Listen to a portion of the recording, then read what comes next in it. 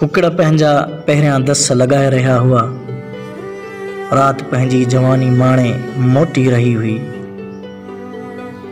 गुल शबनमी चादर पाए सुंदरता भाकरनि में भरे बीठल हुआ। सिज पंहिंजो पूरो आब वताब ॾेखारण लाइ तैयार हो। मुंहिंजो मन माज़ीअ जे वारताउनि जा पेरा खणंदे खणंदे थकिजी पियो हो ऐं मां थकावट महसूस कंदे आज़ाद फिज़ा में साह खणण लाइ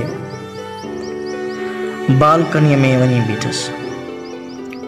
बालकनी मां मुंहिंजी निगाह साम्हूं चमकंदड़ चंड ते अटकी बीह रही।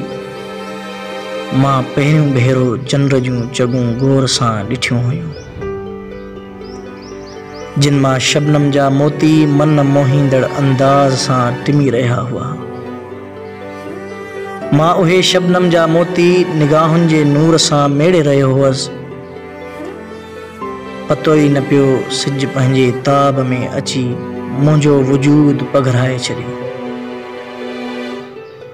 चंड पंहिंजी सहाई परदनि में लिकाए छॾी।